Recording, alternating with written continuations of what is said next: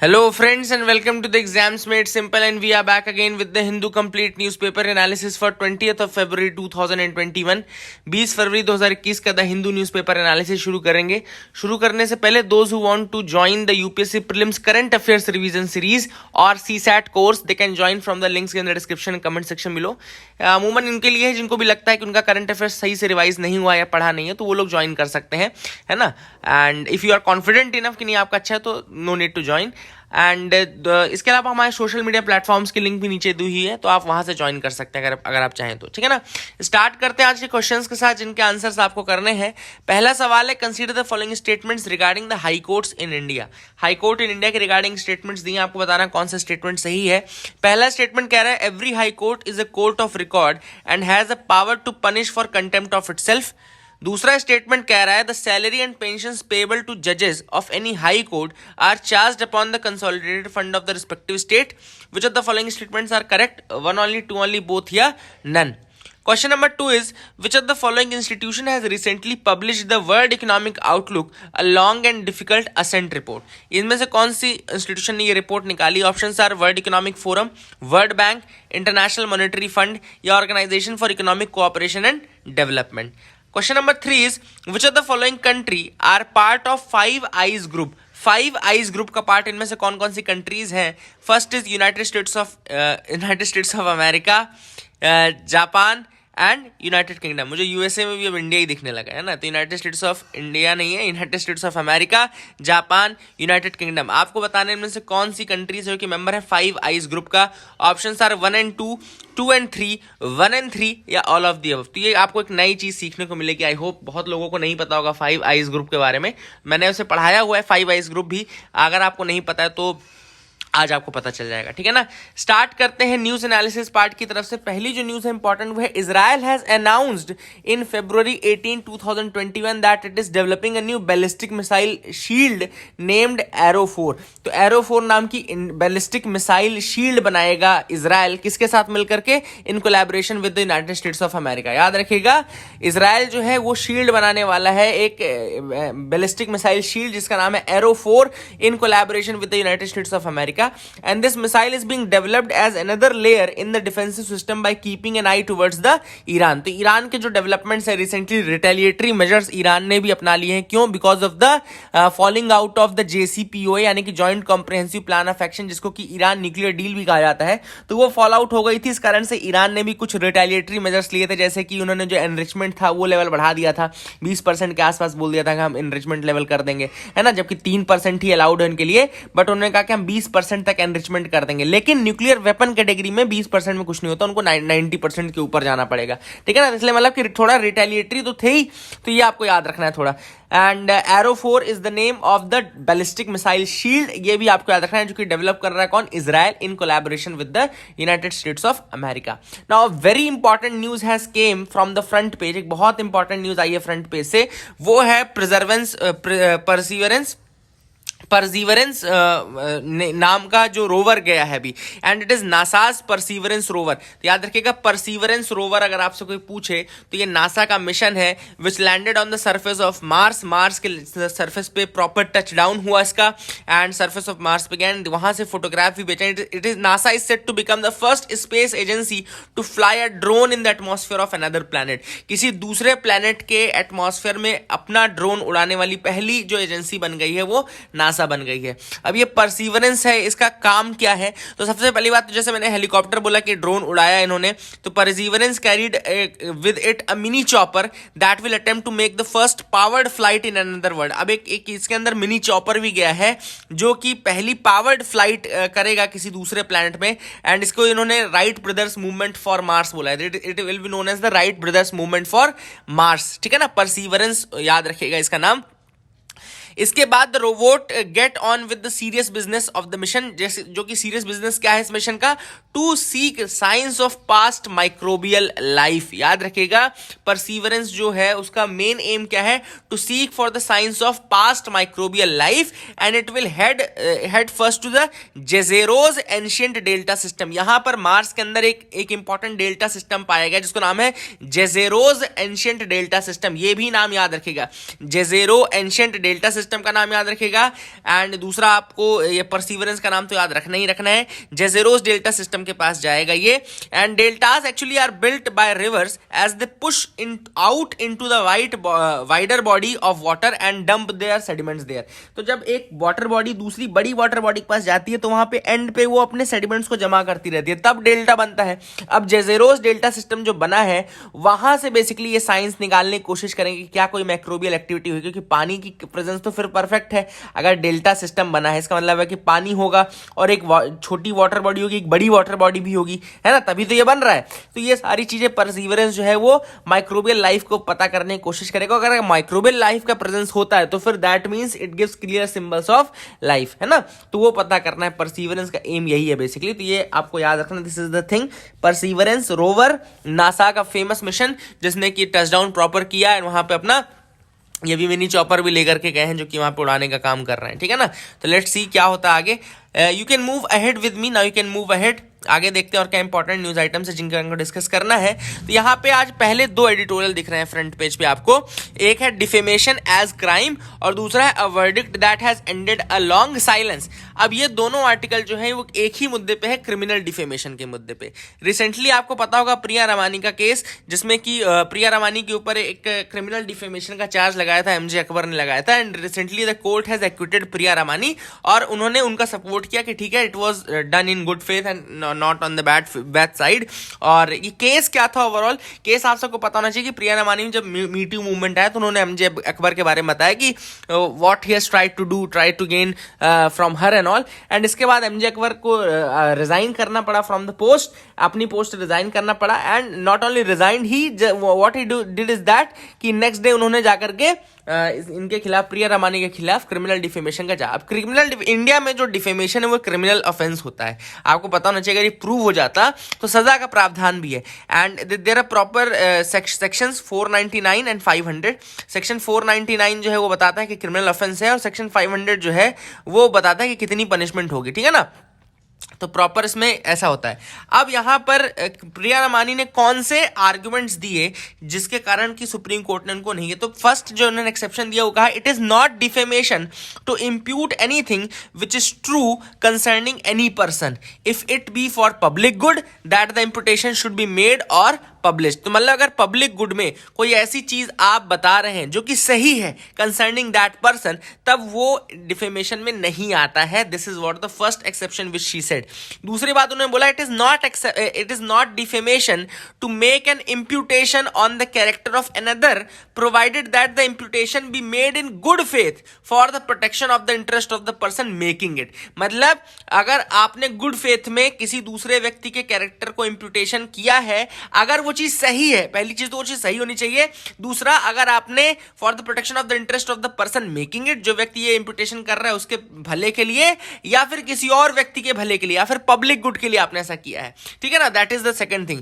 Third है it is not defamation to express in any good faith any opinion whatever respecting the conduct of any person touching any public question and respecting his character so far as his character appears in that conduct. मतलब अगर किसी व्यक्ति का conduct सही नहीं है तो आप उसको एक्सपोज कर सकते हो, आप अपने कंसर्न को एक्सप्रेस कर सकते हो इन द गुड फेथ। तो कुल मिलाकर के प्रिया रमानी का आर्गुमेंट था कि ये गुड फेथ में किया गया था, पब्लिक इंटरेस्ट में किया गया था। एंड इसके साथ साथ सुप्रीम कोर्ट ने क्या देखा कि सुप्रीम कोर्ट ने देखा कि 2-3 और लोगों ने एमजे अकबर के खिलाफ गवाही दी, जैसे कि गजाला वहाब की टेस्टिमनी देखी गई। गजाला वहाब की टेस्टिमनी और इनके कहने के बाद उन्होंने कहा कि एमजे अकबर का कैरेक्टर इतना रेपुटेशन या रिस्पेक्टेबल कैरेक्टर है ही नहीं। सुप्रीम कोर्ट ने भी यही कहा कि द कोर्ट एक्सेप्टेड दैट जो मैन खड़ा है अपोजिट में, उनका कैरेक्टर या उनकी रेपुटेशन इतनी ज़्यादा है ही नहीं कि उसको डिफेम किया जा सके। गजाला वहाब और प्रिया रमानी के जजमेंट के उसके बाद जो उन्होंने टेस्टिमनी दी उसके बाद ये प्रूफ होता है। And then the court also agreed that Priya Ramani what did was in good faith and in public interest, therefore she will be acquitted. अब नाउ दूसरा आर्टिकल भी मैं इसके साथ आपको जोड़ना चाहता हूं। एक्चुअली में यहाँ पे कंटेंशन ये लगाया जा रहा है कि क्रिमिनल डिफेमेशन के कारण कई लोगों की आवाज को दबाया जाता है, ठीक है ना। ये एक बहुत पुराना आर्गुमेंट है, बहुत पुराना क्वेश्चन है। इनफैक्ट जब से मैंने तैयारी जब से शुरू की है तब से ये एक कॉन्स्टेंट सवाल बना हुआ है एंड ये क्वेश्चन आ भी चुका है यूपीएससी में। आप लोग भी इस क्वेश्चन का अगर आंसर करना चाहें तो आप आप करिएगा। आपके लिए क्वेश्चन ये है कि क्या क्रिमिनल डिफेमेशन होना चाहिए, should there be a criminal defamation, critically analyse. Criminal defamation को क्रिटिकली एनालाइज करना है आपको। आप पॉइंट जरूर दीजिएगा in the comment section below, इससे आपकी सोचने की ब्रेनस्टॉर्मिंग की क्षमता ही और बढ़ेगी। तो दूसरे आर्टिकल में यही चीज कही गई है। और ये जो कन्विक्शन होता अगर इस केस में, अगर प्रिया रमानी को कन्विक्ट बना दिया जाता क्रिमिनल डिफेमेशन का, तो ये बहुत गलत हो जाता। मतलब this is a landmark judgement. क्यों ये लैंडमार्क जजमेंट है? ऐसा नहीं कि बहुत ज्यादा बड़ा केस है, लेकिन लैंडमार्क जजमेंट फिर भी क्यों है? क्योंकि अगर इस केस में कन्विक्शन हो जाता तो बहुत लोगों की आवाज, बहुत सारी महिलाओं की आवाज भविष्य के लिए दब जाती है ना। तो this is what the author says कि ये जो करेजियस वुमेन है who are coming out with disturbing revelations, they would have thought is that कि आप रिवील भी करो एंड देन आप ही जेल जाओ, तो that would not have been ended in good light. And for that reason this case is a very landmark case, the judgment is a very landmark judgment, ठीक है ना। You should understand this. And वही author ने कहा है कि the welcome feature of the judgment is that the court was receptive to the defence that mister Ramani's claims were true and made for the public good. तो उन्होंने ये भी देखा कि जो ये क्लेम है ये they are made for the public good. तो ऐसे में और ज्यादा महिलाएं जो हैं they will be encouraged to come out and say these things because they will think that it is for the public good, है ना। एंड यहां पे उन्होंने ये भी कहा, कोर्ट ने ये भी कहा, the right to reputation can not be protected at the cost of the right to life and dignity of the women. Very good statement. The right to reputation can not be protected at the cost of right to life and dignity of the women. यहां पे एक बहुत important चीज है। And a women has the right to put her grievance at any platform of her choice even after decades. मतलब 10 सालों के बाद भी अगर कोई महिला चाहे तो उसके पास अधिकार है कि वो किसी भी प्लेटफॉर्म पर जाकर के अपने चॉइस के अपनी जो उसकी आप बीती है उसको बता सके। So these are the important points that we can take from this judgment of Priya Ramani and this was a very good judgment. Too many IITs unrealistic expectations. Now this article is written by Philip G Altbach. ये article जो लिखा गया है, ये लोग हैं कौन, थोड़ा मैं आपको देख के बताता हूँ। रिसर्च प्रोफेसर, ये रिसर्च प्रोफेसर ही है ना, एजुकेशन रिसर्चर्स हैं। Now they have written a very good article I think. And यहाँ सबसे पहले उन्होंने बोला कि इंडियन इंस्टीट्यूट ऑफ टेक्नोलॉजी जो है, आईआईटीज जो है, they are the crown jewels of Indian higher education. मतलब इंडिया के हायर एजुकेशन के क्राउन ज्वेल्स अगर आप बोलो तो आईआईटीज ही हैं। Now they are among the few Indian higher education institutions that do reasonably well in the global rankings. अगर ग्लोबल रैंकिंग्स भी आप देखो तो आईआईटीज ही कुछ ही ऐसे हैं जो कि रैंकिंग में आते हैं। आईएससी हो गया आपका और फिर आईआईटीज हो गए, ठीक है ना। लेकिन पास्ट डिकेड में अगर हमने देखा, दो डिकेड अगर आप ले लो, तो आईआईटी सिस्टम बहुत ज्यादा एक्सपैंड किया जा रहा है। Now it is very much expanding. जहां 1994 तक केवल 6 आईआईटीज थे, वहीं पे अगर आज के जमाने में आप देखो तो 23 आईआईटीज आते हैं। 23 आईआईटीज के लगभग अभी के टाइम पे हैं। The recent decision of the UGC to permit select IITs under the institute of eminence category to set up campuses abroad could further weaken these already stressed institutions. तो अब यहाँ पे बोला कि यूजीसी ने भी रिसेंट डिसीजन ये लिया है कि आईआईटीज जो है इंस्टीट्यूट्स ऑफ एमिनेंस है और वो अगर चाहे तो फॉरेन कैंपसेस भी ओपन कर सकते हैं, बाहर के लिए कैंपसेस भी ओपन कर सकते हैं। तो यहाँ पे ऑथर ने कहा है कि ये already expanded, already stressed system हो गया आईआईटी का, और अगर आप फॉरेन कैंपसेस की बात भी कर दोगे तो ये और ज्यादा स्ट्रेच आउट हो जाएगा और इसकी जो एफिशिएंसी है वो डिक्रीज हो जाएगी। What the IITs are not. अब यहां पर ऑथर ने कहा है कि the original 5 IITs were established in the 1950s and early 1960s। तो ओरिजिनल जो 5 आईआईटीज थे वो आपके 1950-60s में ओपन हो गए थे, जैसे कि IIT Madras, IIT Bombay, IIT Kanpur, IIT Delhi and ये थे। तो आईआईटी बॉम्बे सोवियत यूनियन की मदद से स्टार्ट किया गया था, IIT Madras Germany, IIT Kanpur United States की मदद से, IIT Delhi United Kingdom. Currently there are 23 IITs. अभी अगर आप देखो तो 23 आईआईटीज हैं, देयर आर 23 आईआईटीज, ठीक है ना। फिर आईआईटी दिल्ली जो था 1960 में बना था एंड देन उसके बाद 34 साल लग गए to establish the 6th IIT, IIT Guwahati. 1994 में आईआईटी गुवाहाटी ओपन किया गया था। It was after 34 years that it Guwahati IIT was established. And उसके बाद से 94 के बाद से अभी अगर आप देख लो तो मतलब लगभग 20-25 साल में आपके 17 और आईआईटी खुल गए। मतलब कि जहां 34 साल में केवल एक आईआईटी खुल पाया था, 61 के बाद 94 में आईआईटी खुला था, वहीं पे फिर लगभग 24-25 सालों में आपके 17 और आईआईटीज खुल चुके हैं। अब यहां पे ऑथर ने क्या बोला है कि आईआईटीज आर फंडेड जनरसली, ठीक है, बिल्कुल जनरसली आप इसमें फंडिंग करते हो। और आप क्या होता जाता है, देखो पहले तो ये टेक्नोलॉजी पे फोकस करते थे, इंजीनियरिंग के लिए बेसिकली थे, लेकिन धीरे धीरे इनके स्कोप को बढ़ाया जा रहा है, धीरे धीरे इनमें पीजी कोर्सेज आने लगे, फिर अब ह्यूमैनिटीज के सब्जेक्ट आने लगे, आपके सोशल साइंसेज के सब्जेक्ट आने लगे। और नेशनल एजुकेशन पॉलिसी ने ये भी इंफेसाइज किया है कि IITs should be more holistic and multi disciplinary, मतलब आईआईटीज को और ज्यादा होलिस्टिक होना चाहिए और मल्टी डिसिप्लिनरी होना चाहिए, ठीक है ना। Most of the IITs suffer from a severe shortage of professors. For example, IIT Dhanbad is approved of 781 instructors, but only 301 posts are filled up to now. तो यहाँ पे ऑथर ने अब प्रॉब्लम्स बताना शुरू किया। सबसे बड़ी प्रॉब्लम ये है कि IITs जो है, most of the IITs they are suffering from severe shortage of professors. ठीक है, बच्चे तो आते जा रहे हैं, लेकिन प्रोफेसर्स की शॉर्टेज होती जा रही है, ठीक है ना। ऐसे में आप और स्ट्रेच आउट करते जाओगे तो और कहाँ पे वो डिमांड को फुलफिल करेंगे, और प्रोफेसर लाओगे कहाँ से? क्या फॉरेन यूनिवर्सिटी के प्रोफेसर लाओगे IIT में? फिर क्या मतलब रह जाएगा, ठीक है ना। दूसरी चीज ऑथर ने कहा कि IITs जो है इतने बड़े नहीं होते कि उनको यूनिवर्सिटीज का दर्जा दे दिया जाए। They are not too big, मतलब वो इतने भी बड़े नहीं है, मतलब 1000 बच्चे 10,000 बच्चे, ठीक है आप, ठीक है, लेकिन they you can not claim that they are universities. They have neither the range of discipline nor the size of that character. उतने ज्यादा कैरेक्टरिस्टिक साइज भी नहीं है और इतनी ज्यादा उनकी मतलब कहने से रेंज ऑफ डिसिप्लिन भी नहीं है, ठीक है ना। आप अंडर ग्रेजुएट इंस्टीट्यूशन के रूप में अगर उनको आप रखोगे तो ज्यादा बेटर वो परफॉर्म कर पाएंगे, और ज्यादा से ज्यादा आप इंजीनियरिंग में जो पोस्ट ग्रेजुएट कोर्स आप करवाते हो, ठीक है ना। इसके अलावा ऑथर ने कहा कि IITs have traditionally attracted high quality faculty.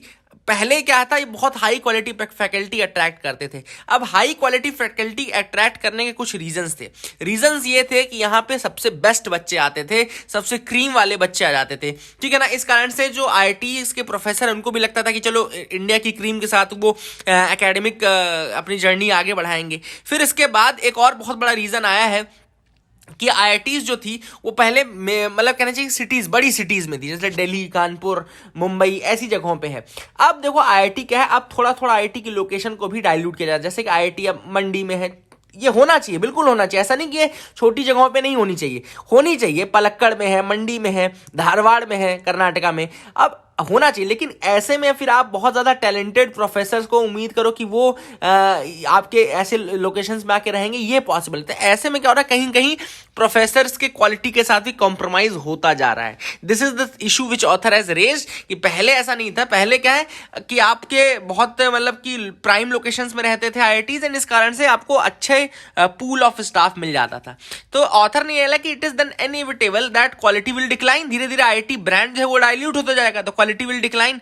दूसरा एक और रीजन जो है वो ये है कि लोकल नीड्स के साथ आप कोलैबोरेट नहीं कर पा रहे हो। मतलब कि एक तो स्टेट्स को भी नहीं पता कि वो किस तरीके से कोलैबोरेट करें IITs के साथ, एंड IITs भी जो पब्लिक आउटरीच प्रोग्राम है वो नहीं कर रहे हैं। जैसे कुछ IITs कर रहे हैं, बट बहुत IITs पब्लिक आउटरीच प्रोग्राम नहीं कर रहे हैं। क्यों? जैसे कि गोवा में क्या हो रहा है, the local people, local group are resisting the locating of a new IIT in their region. अपने रीजन में IIT बनने ही नहीं दे रहे हैं गोवा में, है ना। तो ये रेजिस्ट करना, ये वही है कि पब्लिक आउटरीच कम है, इस कारण से लोगों को पूरा पता नहीं है कि किस तरीके से आप उसका बेनिफिट उठा सकते हो। तो यहाँ पे ऑथर ने बोला क्या किया जा सकता है। उन्होंने कहा कि 10 से 12 नंबर पे IITs रखो, आप लगभग 10 से 12 IITs ही रखो, और मेजर सिटीज में, ठीक है ना। एंड अब जो नए इंस्टीट्यूट आपने IIT जिनको बना दिया उनको नया रीनेम करो, एंड सफिशिएंट रिसोर्सेज प्रोवाइड करो ताकि high quality graduates and research आए। लेकिन आप मेजर IITs 10 से 12 ही रखो, ऐसा नहीं कि 23-25 इंस्टीट्यूशन मत कर दो। दूसरा उन्होंने बोला कि the more limited IIT system needs to be funded at world class level and staffed by world class faculty और आपकी फंडिंग दोनों वर्ल्ड क्लास होनी चाहिए। आपको अच्छे रिम्यूनरेशंस देने चाहिए। अच्छा, जब आप इंड्यूसमेंट दें, आप देखो उनको पैसे दोगे तब वो और अच्छे आएंगे, और फैकल्टी मेंबर्स आएंगे। तो आपको बेस्ट करना है अगर, तो आपको बेस्ट फैकल्टीज चाहिए, बेस्ट माइंड चाहिए, ठीक है ना। And then they have to pay attention to internationalisation beyond sending their brightest graduates abroad and recruiting Indian with foreign PhD। अब देखो यहाँ पर उन्होंने कहा कि फॉरेन कैंपसेस, फॉरेन कंट्रीज में कैंपसेस खोलने से अच्छा ये करो कि आप कोलैबोरेट करो ना। आप विजिटिंग फैकल्टीज मतलब हायर करो फॉरेन फैकल्टीज, विजिटिंग स्कॉलर्स, ये सब ज्यादा अच्छे रिजल्ट आपके लाएंगे, रादर देन आप पूरा कैंपस खोल लो, फिर आप वहां पे उनके फैकल्टी की नीड्स को कहां से पूरा करोगे, है ना। तो these are the things, these are the major issues in this article mentioned. I hope you got clarity regarding the same. आपको समझ में आया होगा। This was a very good article. आगे मूव करते हैं, यहाँ पे Modi launches slew of infra projects in Kerala. Kerala के लिए कुछ नए प्रोजेक्ट्स लॉन्च किए गए, जैसे कि 2000 मेगावाट का Pugalur Thrissur high voltage direct current यानी कि एचवीडीसी पावर ट्रांसमिशन कॉरिडोर बनाया गया है।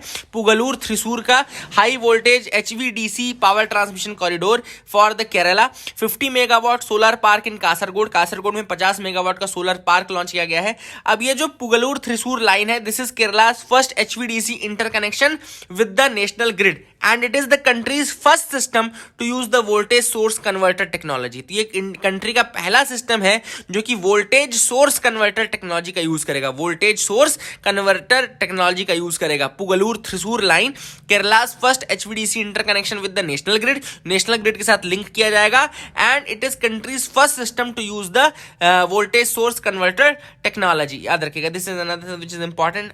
आगे मूव करते हैं, देखते हैं और क्या इंपॉर्टेंट न्यूज आइटम्स है जिनका हमको डिस्कस करना है। इंडिया चाइना कंप्लीट्स पेंगोंग सो विड्रॉल। तो ये फोटोग्राफ दिख रही है, देखो ये है पहले की फोटोग्राफ, कितना कंस्ट्रक्शन किया था, और ये है अभी का कंस्ट्रक्शन, वहां से हटा लिया गया है। नाउ द कुछ और फ्रिक्शन पॉइंट्स और कौन कौन से देख लेते हैं। एक तो गोगरा है, the Gogra hot springs and Depsang plains. ये तीनों नाम याद रखिएगा, Gogra hot springs and Depsang plains. इनकी लोकेशंस आप मुझे कमेंट सेक्शन में बताइए कि कहाँ कहाँ कौन से लाई करते हैं Gogra hot spring and Depsang plains की लोकेशन, क्योंकि ये यूपीएससी पूछ भी सकता है लोकेशन में टाइम में, और या बिल्कुल सिंपल क्वेश्चन पूछ सकता है कि ये क्यों न्यूज में थे रिसेंटली।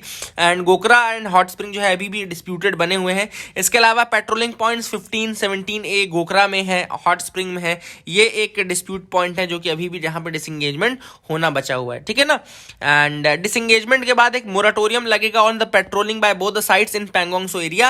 याद रखिएगा, मोराटोरियम लगा है कि पेट्रोलिंग अब नहीं की जाएगी। पेट्रोलिंग की जाएगी किससे? यूएवीज के थ्रू, मतलब कि अनमैन्ड एरियल व्हीकल्स के थ्रू आप पेट्रोलिंग करेंगे, ड्रोन्स के थ्रू आप पेट्रोलिंग करेंगे, वो लिखा हुआ है। आगे मूव करते हैं, देखते हैं और क्या इंपॉर्टेंट न्यूज आइटम्स है। Sunshine at night in remote Nagaland village. अब एक नागालैंड का गांव है जहां पर बिल्कुल भी लाइट नहीं थी, एंड रिसेंटली एक वहां पे एक टीचर थे जिन्होंने की सोशल मीडिया में आकर के कहा, उसके बाद अब वहां पे सोलार लाइट या कहना चाहिए सोलर इलेक्ट्रिसिटी का प्रावधान किया गया। शिन्यू विलेज है, शिन्यू गांव है, याद रखिएगा, the name is Shinyu. And after almost 44 years it was set up close to the border with Myanmar. Myanmar के बॉर्डर के पास इसको एस्टैब्लिश किया गया था लगभग 44 साल पहले। 44 साल पहले कब किया गया था, इसमें लोकेशन लिखी, इसमें टाइम लिखा है 1977 में। Shinyu was set up in 1977 and recognised by the state government in 2002। Recognised state government ने 2002 में किया था, लेकिन इट वाज एस्टैब्लिश्ड इन 1977। और वहां पे बैम्बू टॉर्चेस का यूज किया जाता था। Bamboo torch was the source of light after the dusk in Shinyu. तो शिन्यू में डस्क के बाद बैम्बू टॉर्च का यूज किया जाता था, and it was almost the last source of energy there, है ना, इलेक्ट्रिसिटी देयर। नाउ वहां पर अब सोलर बल्ब्स को यूज किया जा रहा है, फोटोवोल्टाइक का यूज किया जा रहा है। शिन्यू विलेज याद रखेगा, it is in the Nagaland, ठीक है। आगे मूव करते हैं, sellers return home after 15 months. तो ऑब्वियस बात है, कार्गो वेसल अनस्ताशिया का मैंने आपको नाम बताया था, जो कि चाइना में स्ट्रैंडेड हो गया था। नाम याद रखेगा, एनास्टेशिया, है ना। तो आप मुझे बताइए, 2 स्ट्रैंडेड हुए थे, दूसरे का नाम क्या था? This is the question to you. Stranded ships में 2 थे, एक एनास्टेशिया था, दूसरा कौन सा था? US ready for talks on Iran deal. US ready है ईरान डील पे बात करने के लिए। अब ये प्रेसिडेंट जो बाइडेन ने कहा है कि JCPOA, याद रखेगा JCPOA क्या होता है? Joint comprehensive plan of action. एक और इंपॉर्टेंट चीज, अगर आपसे कोई पूछे कि डील में कौन कौन था, तो P5 यानी कि परमानेंट 5+1 हम बोलते हैं इसको। 1 जो है वो जर्मनी कहलाता है, ठीक है ना। अब यहां पे एक और नाम आपको दिखेगा आज, E3 कौन से हैं? ये यूरोप की 3 ऐसी कंट्रीज हैं, 3 बड़ी कंट्रीज हैं जो कि इसके डील में है, वो है UK, France and Germany. E3 कौन है? UK, France and Germany. And अगर आपसे P5+1 बोला जाएगी, P5+1 में 1 कौन है? वो जर्मनी है, ठीक है ना। और E3 कौन सी, देखो ये E3 लिखा हो ना, E3 में आपका यूके, फ्रांस और जर्मनी आ जाता है, ठीक है ना। अब JCPOA में उन्होंने ये कहा है कि आप ईरान को बोला है कि आप जल्दी से अपने रिटेलिएटरी मेजर्स को हटा लीजिए, एंड उसमें हम आपके रिटेलिएटरी मेजर्स को जैसे ही आप हटाते हैं वैसे ही हम आपके सैंक्शंस को हटा देंगे। वहीं ईरान बोल रहा है कि आप सैंक्शंस हटा दो। अब trans Atlantic alliance is back. Joe Biden ने कहा है कि trans Atlantic alliance is back, ठीक है ना। अब ट्रांस अटलांटिक आपको याद होगा है ना। He the new president is seeking to reestablish the US as leader of a west against what is called a global assault on democracy. मतलब फिर से वही वाली बात है कि खुद को US leader of the West against what is called a global assault on democracy, democracy के अगेंस्ट ग्लोबल असॉल्ट के रूप में यूएस खुद को लीडरशिप के रूप में एस्टैब्लिश कर रहा है। And he was talking addressing the Munich security conference। Munich security conference हो रही है, म्यूनिक सिक्योरिटी कॉन्फ्रेंस हो रही है बाय वीडियो लिंक। एंड वहां पे उन्होंने कहा कि जो मल्टीलेटरलिज्म है it will return, multilateralism will return. And he said that he sending a clear message to the world that America is back and the trans Atlantic alliance is back, trans Atlantic alliance is back, this is what he has said. And this will be for restoring democracy. जो भी country democracy नहीं follow करती वहां पे democracy जबरदस्ती USA फिर से follow करवाएगा। Indian American behind NASA rover Mars landing, तो परसीवरेंस जो लॉन्च हुआ है रोवर वहां पे जो लैंड किया है वहां पे उस Indian American scientist Swati Mohan, Indian American scientist Swati Mohan was the lead in guidance navigation and control operations of that. Swati Mohan का नाम भी आप याद रख सकते हैं, and she can be an inspiration for many of you, है ना। New PSEs policy envisages that most strategic 4 strategic sectors firm, तो मैंने कल बताया, इसके पहले 10 दिन पहले और बताया कि 4 स्ट्रेटेजिक सेक्टर्स में ही अब सेंट्रल पब्लिक सेक्टर एंटरप्राइजेस रहेंगे। तो आपको बताना है वो कौन से 4 स्ट्रेटेजिक सेक्टर्स हैं जिनके नाम यहाँ पे बोला जा रहा है, ठीक है ना। Please do tell me that. Indian IT workers to benefit from US immigration bill. अब यूएस अपना एक नया इमिग्रेशन बिल लेकर के आया है जिसमें उन्होंने ये कहा है कि जो कैप लगी हुई थी, मतलब कि ग्रीन कार्ड्स में कैप लगी हुई थी, एम्प्लॉयमेंट के लिए जो लोग गए थे उनके ग्रीन कार्ड्स इशू होने में कैप लगा दी थी डोनाल्ड ट्रम्प गवर्नमेंट ने। तो हो क्या रहा था कि बहुत सारे लोगों को वहां पे सिटीजनशिप नहीं मिल पा रही थी, ग्रीन कार्ड नहीं मिल पा रहा था, but now they can get that easily क्योंकि जो कैप लगी हुई थी वो यूएस इमिग्रेशन बिल में रिमूव कर दी गई है, ठीक है ना। सो जो Biden has taken a good decision in that aspect. और ये इंडिया की आईटी फर्म्स को और आईटी में जो लोग जिन लोगों का लकी ड्रॉ निकलता है for going to on site US projects, तो उनको बेनिफिट रहेगा। So that is it for the day friends, I hope you like the video. Answers मैं आपको एक बार बताता हूं, जो क्वेश्चन मैंने पूछे थे उनके आंसर्स बता दूं।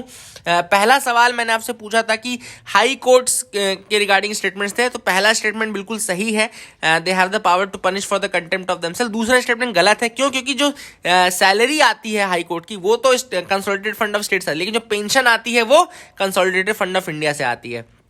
वर्ल्ड इकोनॉमिक आउटलुक का जो रिपोर्ट है वो इंटरनेशनल मॉनेटरी फंड। एंड तीसरा क्वेश्चन पूछा था मैंने 5 आइज ग्रुप, तो 5 आइज ग्रुप में 5 मेंबर्स हैं जो कि हैं Australia, Canada, New Zealand, United Kingdom and United states. याद रखिएगा, Australia, Canada, New Zealand, United Kingdom and United states, ये एक इंटेलिजेंस अलायंस है, इंटेलिजेंस अलायंस याद रखिएगा, इसलिए इसका आंसर होगा 1 and 3 हो जाता है इसका answer, 1 and 3, C will be the answer for this. तो 5 आइज ग्रुप जो है वो Australia, Canada, New Zealand, United Kingdom and United States के बीच का है, ठीक है ना। So that is it for the day, thank you and have a nice day.